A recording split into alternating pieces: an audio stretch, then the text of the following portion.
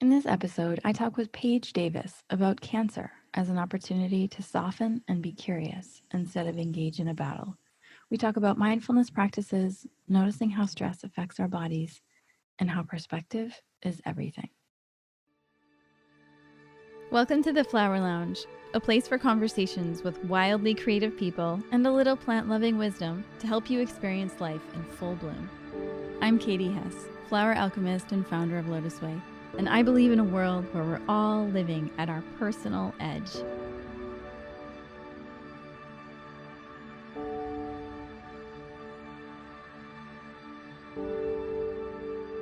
Welcome to the Flowerlounge Podcast. I am sitting with Paige Davis, who is a mindfulness trainer, an entrepreneur, and a cancer survivor. She's the author of Here We Grow, Mindfulness Through Cancer and Beyond, a story of meeting fear and uncertainty with mindfulness, meaning, and the unconditional love inherent in us all. Paige works with companies, teams, and individuals around mindfulness and meditation programming designed to enhance communication, productivity, and managing high-demand situations with more clarity, compassion, and creativity. I love it. And she's also co-founder of social impact brand Blue Avocado, and the company's thoughtful designs and creative solutions invite people to live a greener, simpler, and more mindful life. She's been featured in the Huffington Post, Mind Body Green, Aussie Health, and Mindful magazine. If you want to know more about her after this conversation, you can find her at Hello Paige Davis, and her name is spelled Paige Davis. Thank you so much for being with us, Paige.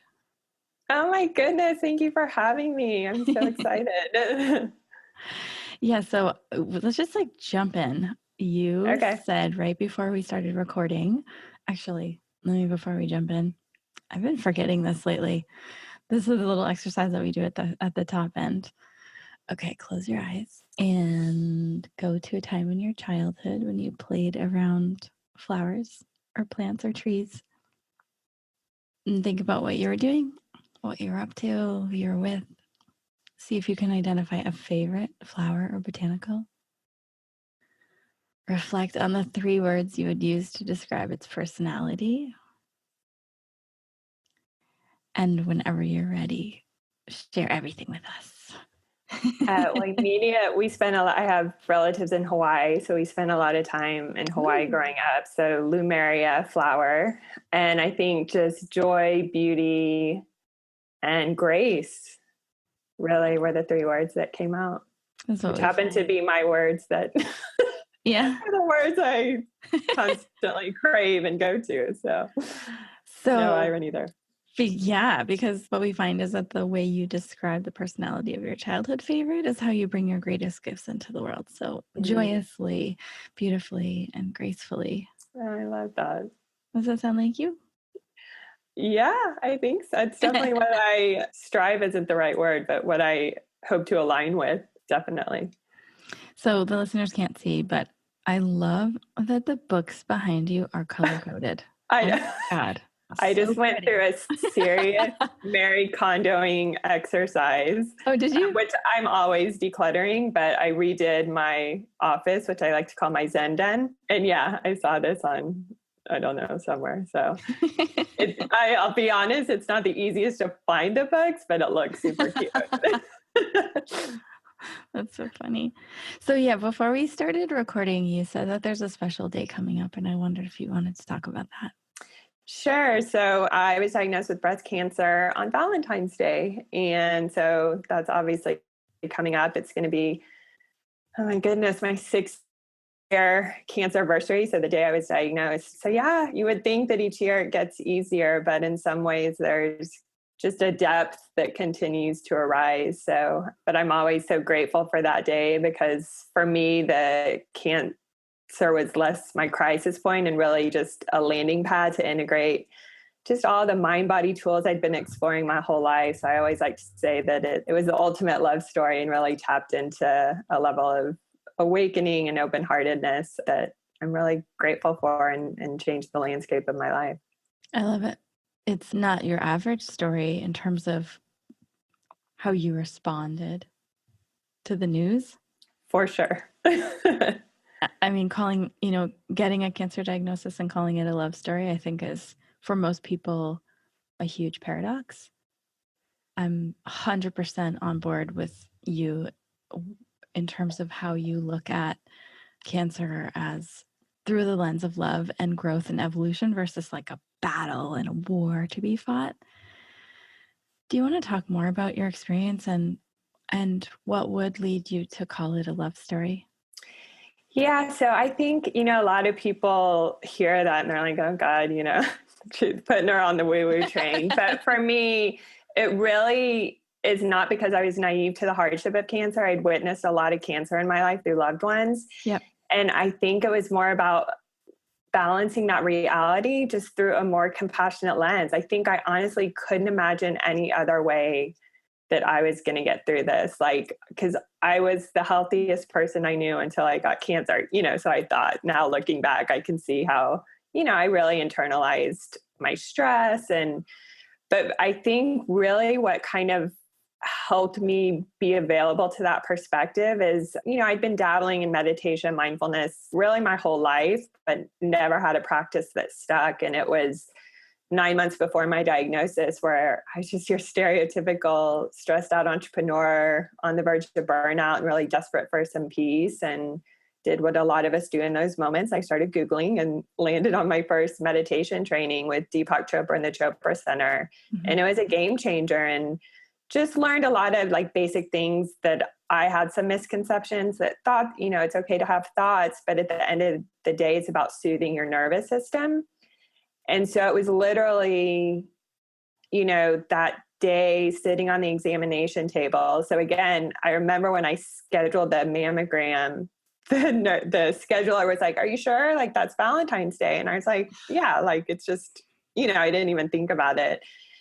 And it's literally that moment when the doctor kind of indicated that they thought this might be cancer. And I had my initial breakdown, but it was literally about to get the biopsy and seeing the needle about to enter my breast, and just did the only thing I knew to do in that moment. It was just focusing on my breath, just in and out. And I was overcome by the sense of peacefulness. It was pretty hard to deny. I was still mentally aware that I was having this, devastating moment in my life, but there was no denying the peacefulness. And I realized in that moment, oh, this is why people meditate. It's like my brain and my body were setting me up to have that response, that love response. And so I'm just so grateful for the practice. And, I think that's why that kind of perspective was available to me, because there was just an opening. I think I was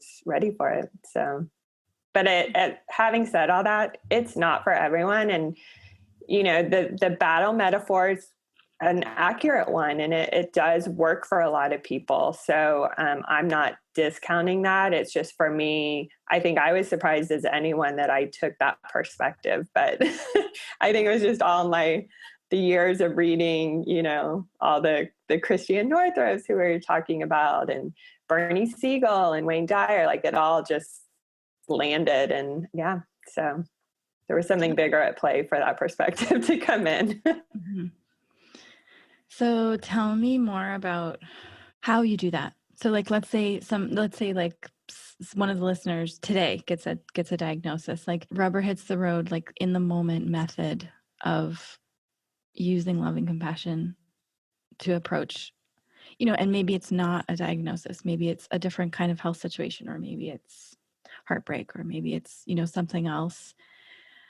I think as Americans, we're really hard on ourselves, and it's more typical that we sort of clamp down on ourselves. Yeah. So to meet something with love and compassion and softness is kind of a radical move. Yeah. How, in the very moment, how are you, what's your methodology?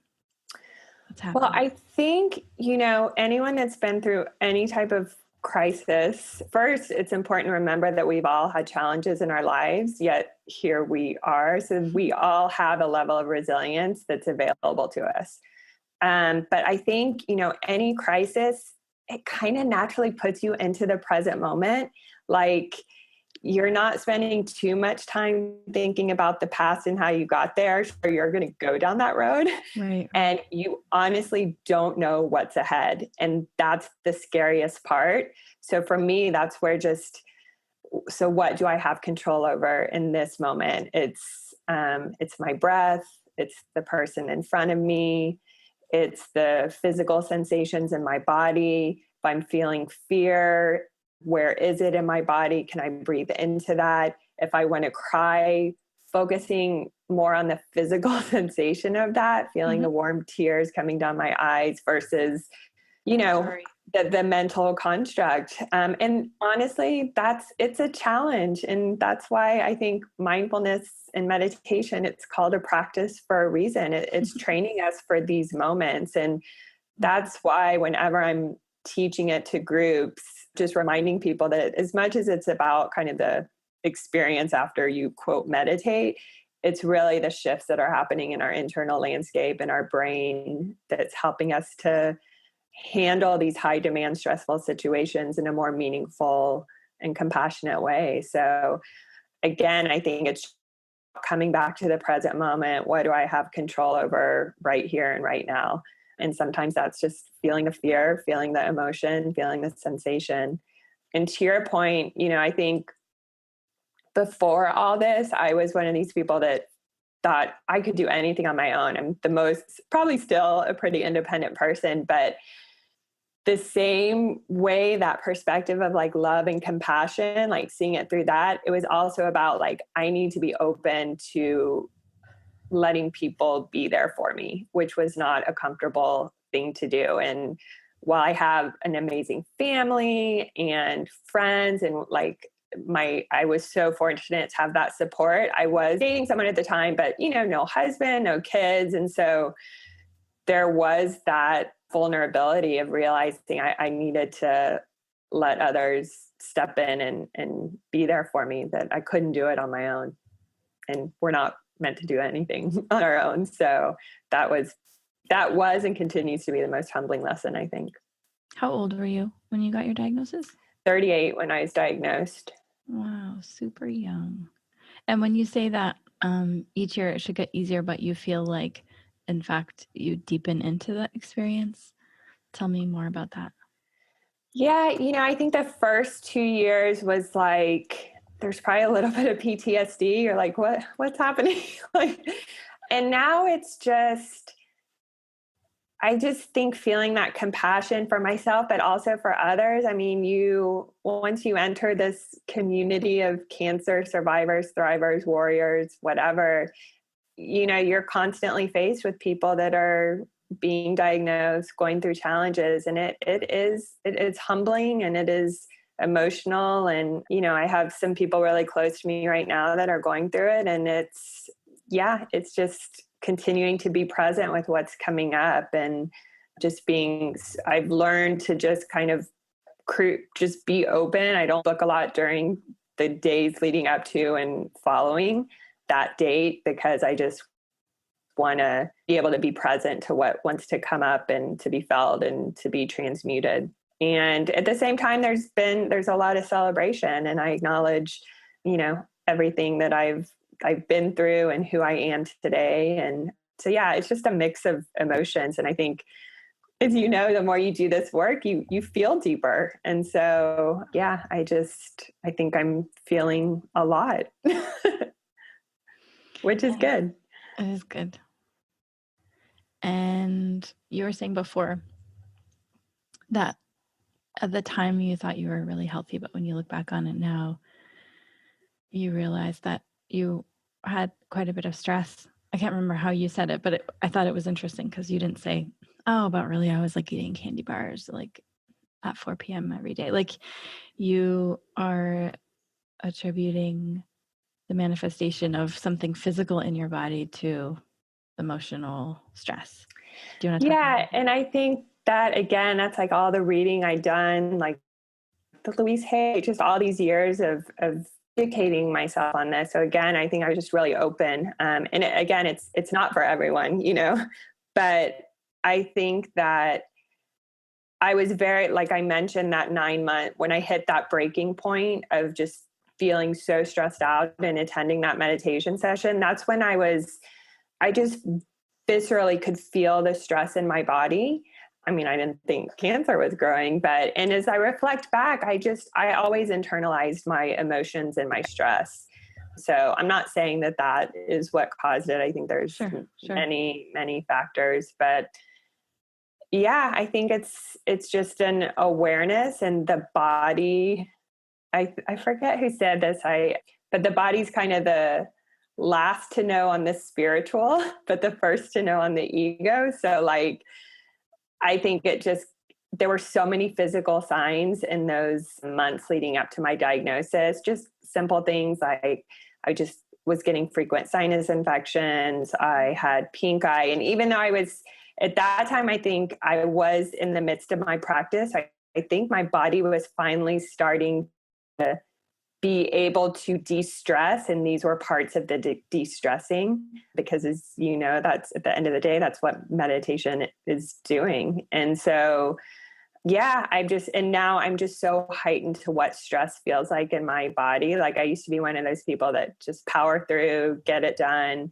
And it's like, I physically can't do that. Like if something's not resonating or doesn't feel good, I just have to stop, kind of reassess if I can find a different way through it. But yeah, there's no more powering through.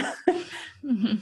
Yeah, I totally. Which is frankly a little inconvenient, but it's more meaningful. So yeah, it's interesting. You talk about the signs. I remember that feeling right before I went. We have this retreat in Costa Rica in November, and this past fall, right before, I remember having that feeling of like, oh my, you just feel it. It's like, it's like your whole body is just sort of, and you're like, oh my God, I can't do this. Like I can't do this or I will die young. Like this is not going to contribute to a long life. I remember thinking before I went to Costa Rica, I have to hire a personal assistant. Like this has to happen. Yeah. It's still on my list of to-dos. Yeah. and it's also, that feeling. I think to answer your question, like before, again, I was doing all the right things. I was working out. I used to be a Pilates instructor. I was reading all the right books.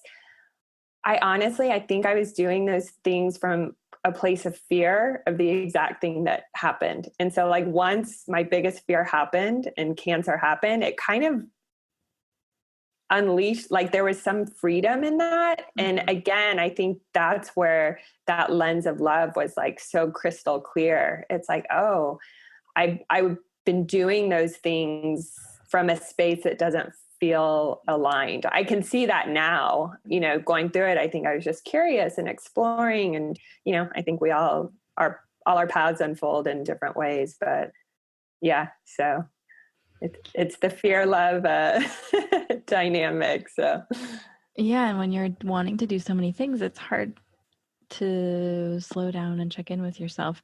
Can you talk a little bit about your practice in terms of like the words that come to mind are like facing yourself, like being with yourself, being your best friend, and how you take the time during the day to make those moments to check in and kind of slow down?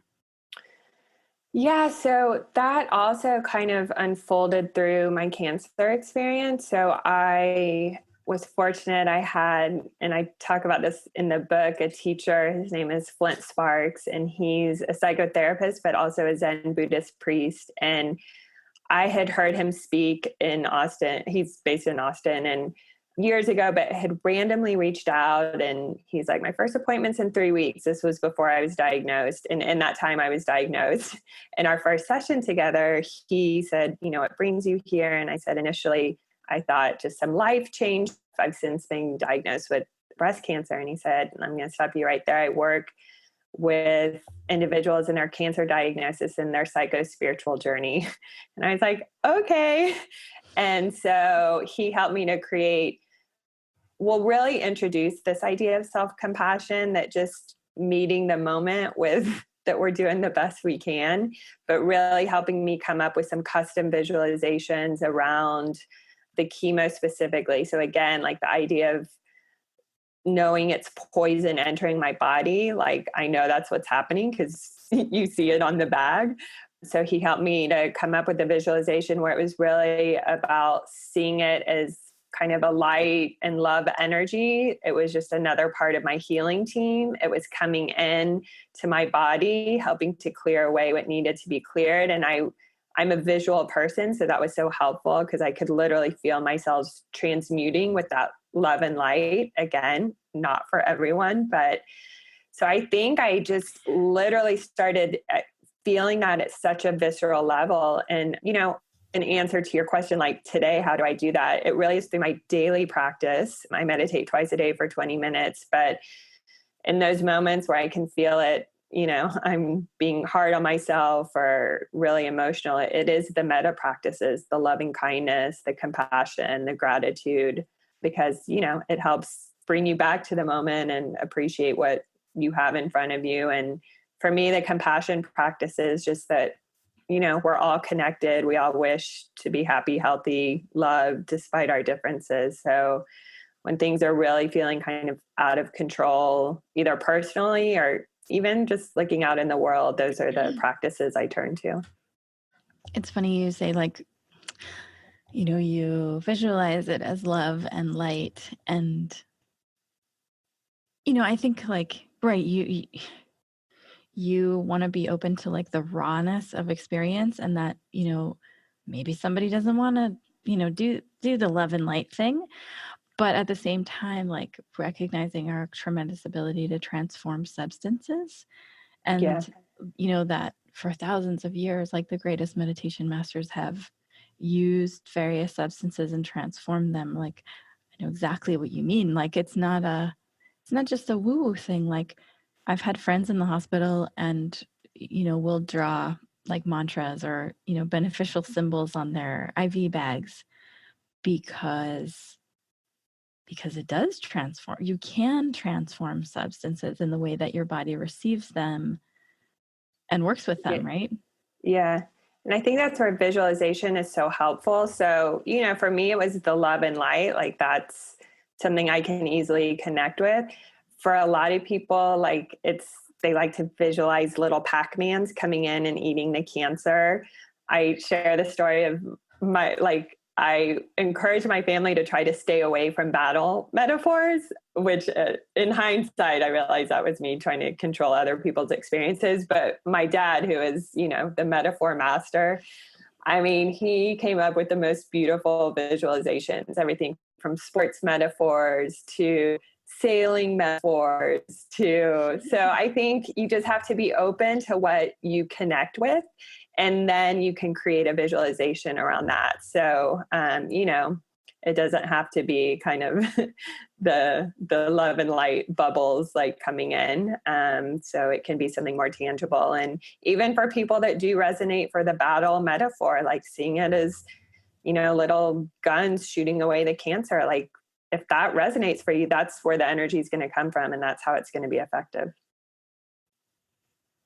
Yeah, I think that the fundamental difference in that approach may be linked or somehow related to the idea that the body can be against itself. And I think that's sort of like a fundamental philosophical, approach where in, say, like the Far East or Far Eastern types of medicine, your body is always seeking balance, and it knows what it's doing, and it's super wise. And like I like when I had clients who would come in with tumors, I would say, that is amazing. Like, that's your body's genius. That's like, talk about Marie Kondo. That's like, instead of having a messy house, you just have a messy closet. Like, your body has said, okay, these things not cool. We're just going to tuck them all into this little package so that they're not affecting the other organs.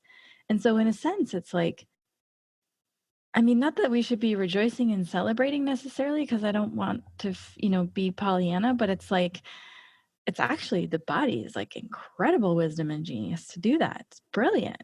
Yeah. And can find ways to sort of dissolve that tumor. I myself had a little, I mean, it was never to the situation where I needed outside help, but I had a little tumor in one of my breasts. many, many years ago as a result of taking birth control pills. Mm-hmm. And I just did detox baths every day and drank tons of water and watched my diet. And I think that if more people were aware of, versus like seeing it as this fearful thing that's come in to attack my body, it's like Yeah. if we could come more from the approach of, okay, yeah, something's off. Let me figure out what's off and what the cause is, right?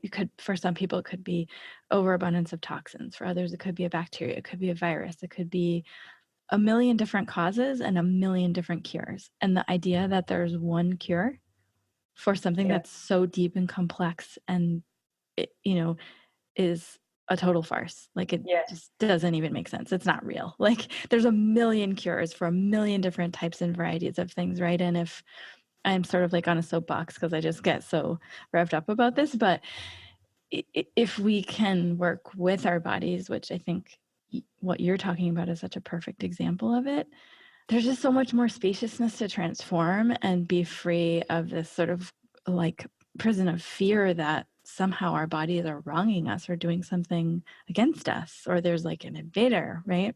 Yeah.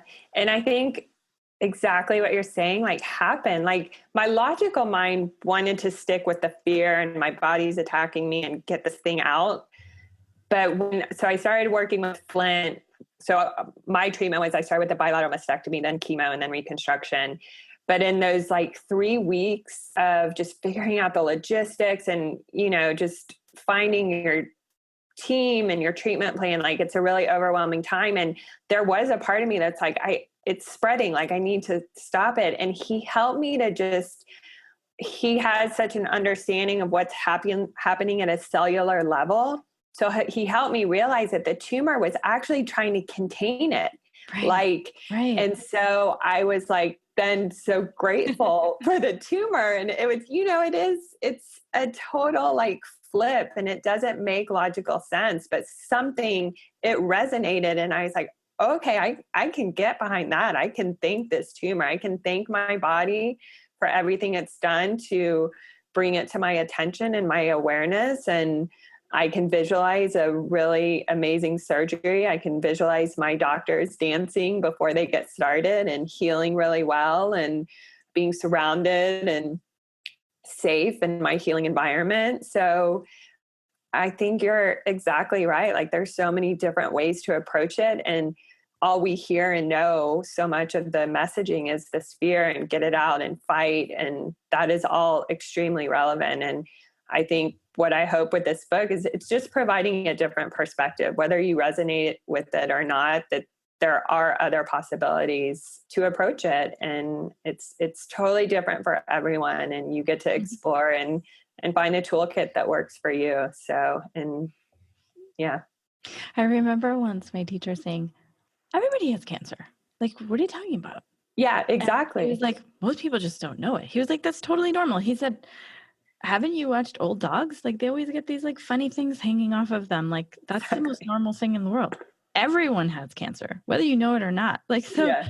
It was such a kind of humorous approach of like, and then the body's intelligent, that it's constantly helping to rid the harmful cells. And our immune system is like amazing, and that it's there to protect us, and all the things that are happening without us doing anything, like our cells, our organs, our skin, everything's it's operating, it doesn't need us to be controlling it. Having said that, obviously we can influence and optimize how we can help better support it. right. And I think that like the C word is a scary word, right? The C word is a really scary word, but when you think of it in terms of like, oh, it means that there are some cells that are dead or damaged and they're being packaged up in little packages to protect me for some reason. Mm-hmm. Now I just need to get to the root cause of why that's happening. Yeah. It feels like such a softer landing pad than this kind of crazy approach of fear and confusion and something against us. Yeah. I had this one kind of health teacher tell me once that like different types of cancer are named after just simply where the cells are found in the body. So like carcinoma, cells that are in the heart, or melanoma, cells that are in the skin. But that's all that it means, is like there are some damaged cells in that part of the body. So really it's just a matter of figuring out what's damaging them. Yeah. But I think it's like the speed of things is when it gets scary, right? Like if you hear of stories of like the acceleration of.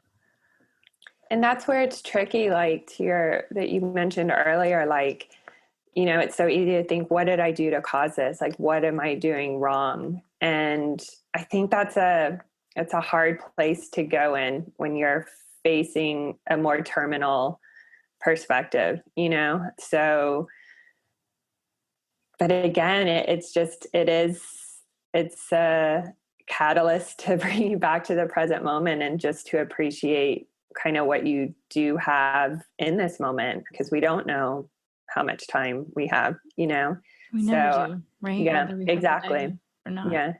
Yeah. So it is a complex disease and the perspectives around it. And honestly, like, before I was diagnosed, I for sure thought I would be one of those that I would do it all holistically. And I've heard a lot of other people say this, but like, I mean, I'd never been so excited to meet my oncologist and feel connected to her and to hear the research. And, for breast cancer, well, the type of breast cancer I had, it was easily treatable. It didn't mean that most doctors won't talk survival rates, but so yeah, I immediately was like, great, let's do it. But the complementary approach was integral to the way I did this. And so I did acupuncture and I did flower essences and the social support and all the things that you hear about from kind of the Eastern perspective were absolutely critical. And honestly, even today, like, I still feel like I hear a lot of perspectives on one side or the other.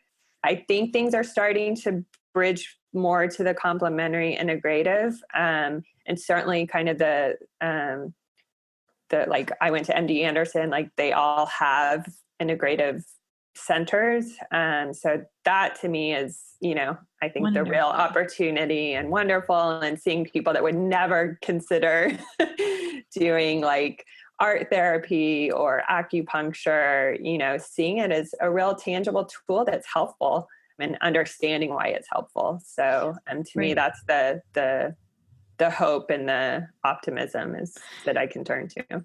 And I want to be clear, like, you'll most often hear me more being on the soapbox of like frustrated with the Western perspective. Yeah. But I want to be clear, like, yes, integrative is the best. Like, there are some things that Western medicine can do that are amazing, and we shouldn't be closed-minded to that.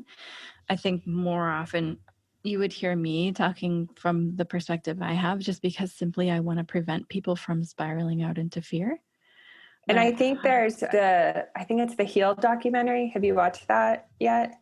Mm-mm. It's on Netflix now, but they have all kind of the pioneers in the industry, but that say that Western medicine is really good for kind of trauma, like things that need to be addressed immediately. But that at the end of the day, like, the Eastern approach is like for all the autoimmune diseases and things like that, like it makes more sense. So I think, there's no right or wrong at all. It's just finding what resonates. But if, I think what's so inspiring about what you're doing and your amazing products and everything that you're doing is it's just highlighting the another way to do it and the effectiveness of different approaches. And, that inspires a lot of hope for people.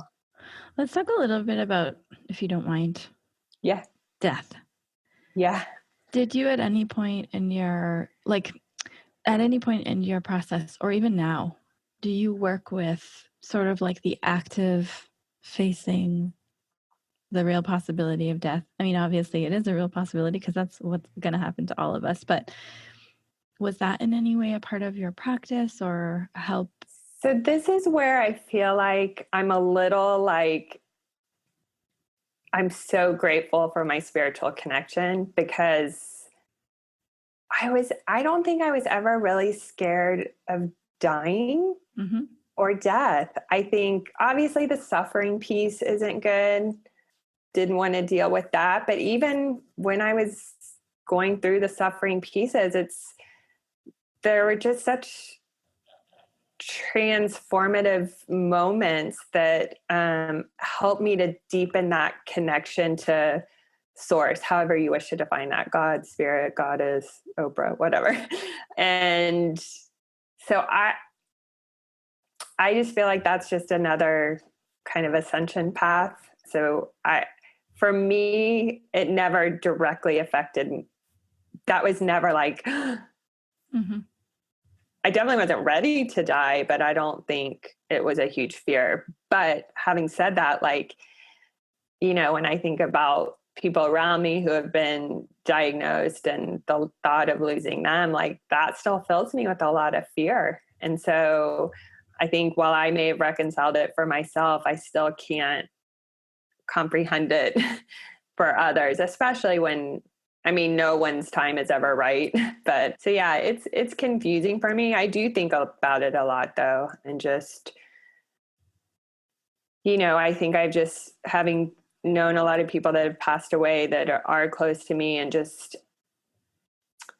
I just believe that people find that connection and all the answers they've been looking for. I think we all get that.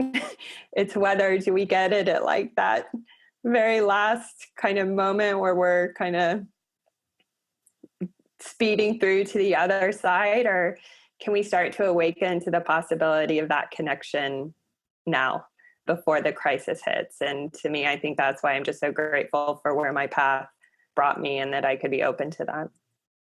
Yeah, I ask because personally I've just been working with that practice a lot in terms of just having a deeper understanding of impermanence.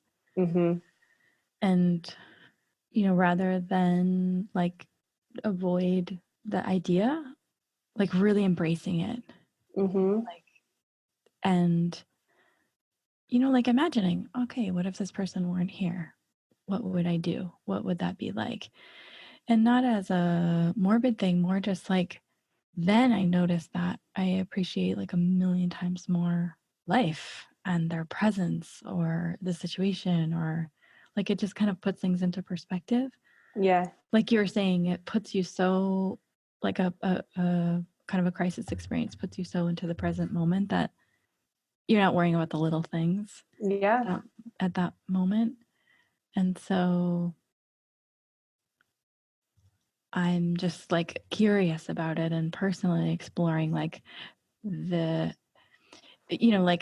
like about 2 weeks ago, my dog died, and that made this like huge impact on me. And watched her take her last breaths and that type of experience. And I remember the first few days of, I had to do some traveling a few days after that. And so I remember being in the airport and just like thinking, oh my God, like every single person in here is going to have to face death. And I bet there isn't one out of like the hundreds of people my eyes can see that is even thinking about it right now. Yeah. Like, it's just such a weird thing. It's like total reality. It's like the sun coming up every morning, total reality. And like no one's seeing it, or if we didn't see the sun, or we didn't know it was there, or we pretended like it wasn't going to come up, And I understand why it's such an emotionally charged topic, because it invites in all these other like loss and grief and crazy and wild things that sort of take over our body's energetic systems and kind of incapacitate us in moments. So I understand it 100%. Yeah. That overwhelm. But I also just sort of exploring that and was curious about, like, in your situation or other people that you meet, if that becomes like a beneficial factor, like that, oh, right, I could die. Okay. And then like being able to reframe life from that perspective. Yeah, I think 100%. Because again, we don't have control. We don't know. So I think there's just a natural softness and surrender that starts to happen, which is the present moment. And all the grief, the sadness, all these things we deem as icky are really teachers and transformative tools to like feel our emotions and express. So ultimately we can be open. And I posted this on my Instagram, but I saw this saying it's a woman I know I've worked with. It's called Poem Grown. So she writes poems, but she created this mug that I just found randomly that's been on my shelf for years. And it says, "Be more sacred than scared." And it just like, when I saw it and I read, and even now I get a little emotional because it's like, yes, like the fear and the icky and all of it's going to be there, but there is a sacredness if we can just be present with it versus trying to push it away. And I think to your point, like it almost just simplifies things because if you think of yourself dying or someone else dying, well, what would I do in this moment? Like I would call this person and tell them I love them. So you do that. Or I would, wish I wrote the book. Great. Start writing, it can be an inspiration to, it's actually very actionable. So instead it takes us out of the what if and just like to do it if you really go there and you think about what it means. So, Priorities. But yeah, it is thing definitely to ponder, and it's fascinating for sure. I love and heartbreaking. Yeah, totally. Well, I mean, I think that's kind of the bottom line of all these experiences, right? Is like we break down, like we let our hearts get broken, and that's actually a healthy thing. And that, that's what creates resilience and transformation and gifts, like the tremendous gifts that come from working with all these things. I mean, if I were to ask you, like, who are you as a person 8 years ago versus now, you probably have undergone a tremendous transformation, right? Yeah. I mean, honestly, the most obvious is I was so in my head and now I'm so in my heart. And there's such a flow now. And again, because I believe in source, and again, however you wish to define that, like that's how I tap into that flow and that energy and that heart space, because that's what we all are, and to me, that's the miracle. And that's, if we can all just realize that is truly powerful. You were talking about fear before, and it always reminds me of this quote that I repeat often because I just love it and adore it. It's a quote from Chogyam Trungpa, and he talks about fearlessness not being the absence of fear. That fearlessness is actually having the fear, but being with it and doing whatever you need to do despite it or with it, or like embracing it, making space for it. What do you think about that? And I think that's the real teacher and the lesson. I think there's so much messaging, and I feel like I'm seeing that. Like I also took kind of a digital detox, and like I came back and I felt like all I was seeing was like fear, like do it anyways, power through, like. But I think that distinction, that distinction of being with it and creating space for it. But again, like if it's scary and uncomfortable, and if we're not used to feeling uncomfortable, it's just really disorienting. So I get why people don't want to go there. For sure.